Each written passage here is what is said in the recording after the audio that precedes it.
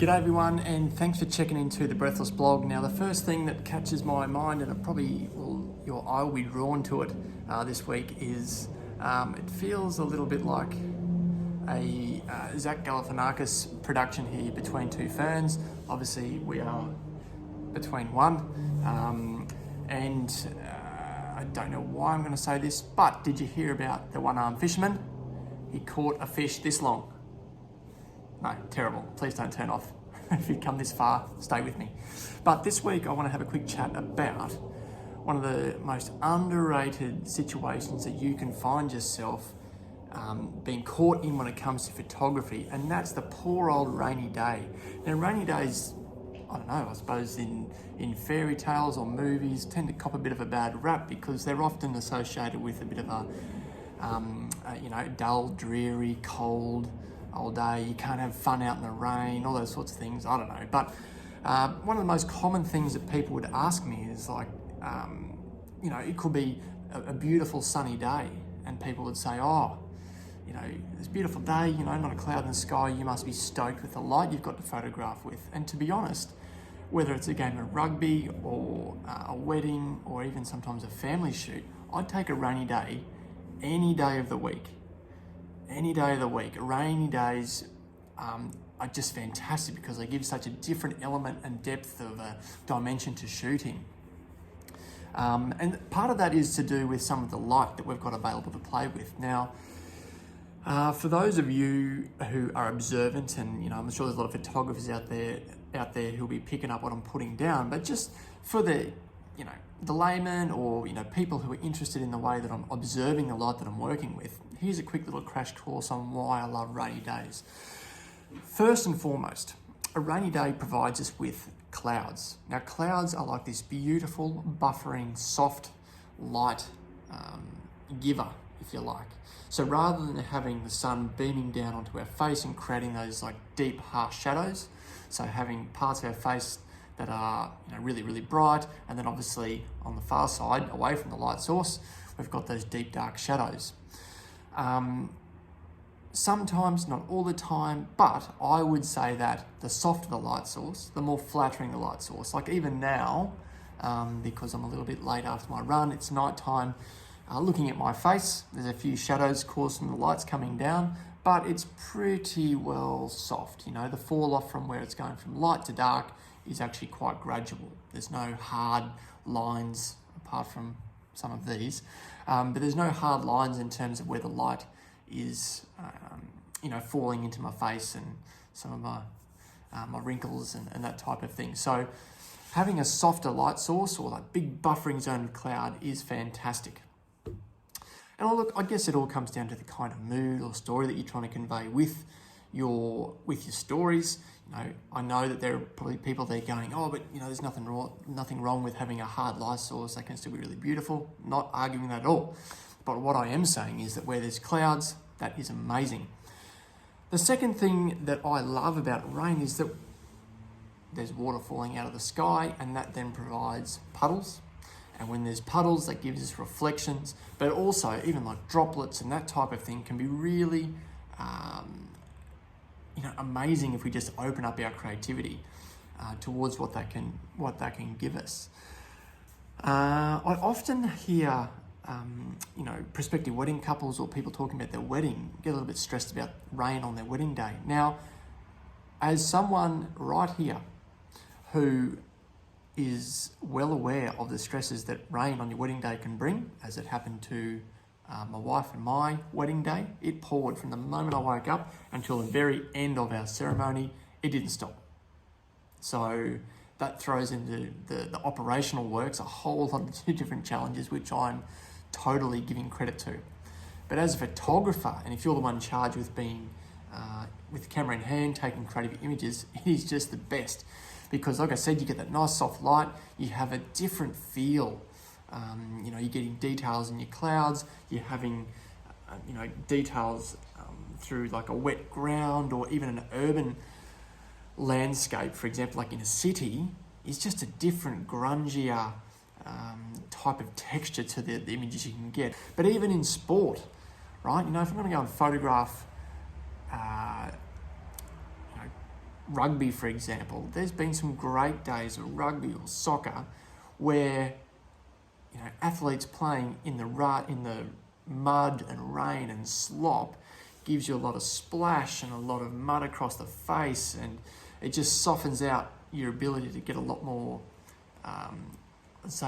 detail in one's face, because like the skin textures or tones, and you'll see in some of the examples what I'm talking about, as opposed to bright sunny day. Yes,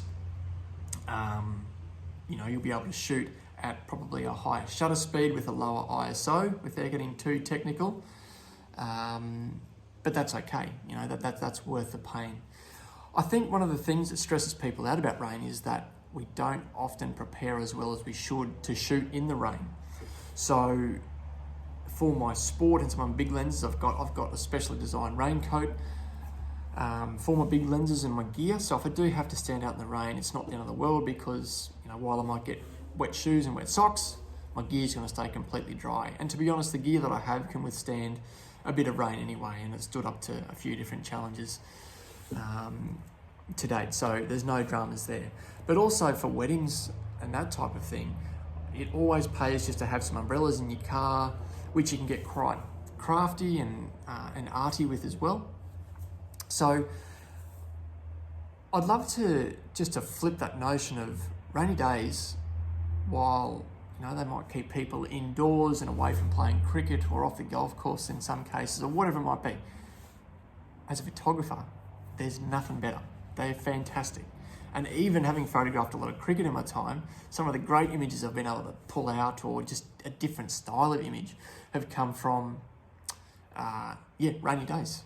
Encroaching storms, or rain drops through the air. And that's probably one thing just to keep in mind, is obviously the distance between you and your subject, because at close range, over 2 or 3 meters, if there's a few drops out 10 or 15 meters, you can probably start to get away with an artistic flair for the raindrops that come into your photos. But the further you get away, so if I am photographing cricket, or my subject's 100 meters away or 60 meters away, then obviously the distance between you and your subject is going to have a lot more raindrops happening in there as well. So look, the best way I could give you confidence is to say, look, the next time you see the forecast being for rain, turn that frown upside down.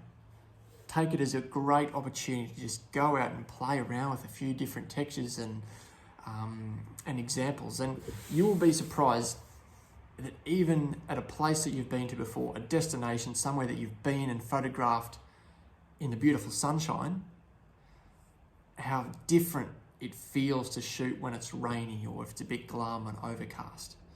All right, so embrace the challenge. Use that nervous energy to potentially getting wet or getting other people wet, to go and get stuck into it. Go and have a play. And I know I've said it plenty of times before, but this is where the mistakes and the allowing yourself to make mistakes element comes into photography. Allowing yourself to grow and go out and change, throw it on your manual. Try and overexpose, underexpose some images. See how much a slower shutter speed in that lower light situation affects the way you shoot, or just how far you can push your ISO while getting some decent images with the gear that you've got. Whether it's on your iPhone or DSLR, mirrorless, it doesn't matter. Rain is a good thing, as every farmer would tell you. So look, that's probably it for today. I just wanted to, it's just been something that's playing around with me and in my thoughts the last few days. And you know what, this year in particular, 2021, I've been drenched. I don't know how many times. It seems that almost every second time I go to an event to shoot, it starts to rain. In particular, look, a couple of weeks ago, actually months ago now, there was an opening of a new renovated building precinct at Nudgee College. Threat of rain all night. It was an outdoor event, and I really feel sorry for the people who had to organise this event and the work that they put into it. And look, as the formalities started, there was a welcome to country. There was some Indigenous men who turned up in, full traditional attire, if you like, ready to give their welcome to country out in the open. And just as that happens, it starts to pour. And I'm not talking a little drop here and there. It is torrential. But my job is there to tell the story. So I just rolled up my sleeves quite literally, got out into the pouring rain, and look, after about 20 seconds, you can only get so wet, right? So what's another 10 minutes? But I'm so glad I did, because the images even to come out of that tell the story of the night, and they just give a completely different dimension. So I'll throw a couple in there as well. But yes, thank you very much for stopping by the Breathless blog. I appreciate any time that you're giving to having a look at my very terrible bad jokes at the start. And if you stuck it out this long, I appreciate that as well. Would love you to subscribe. Send us an email, drop us a comment. Till next time, catch you later.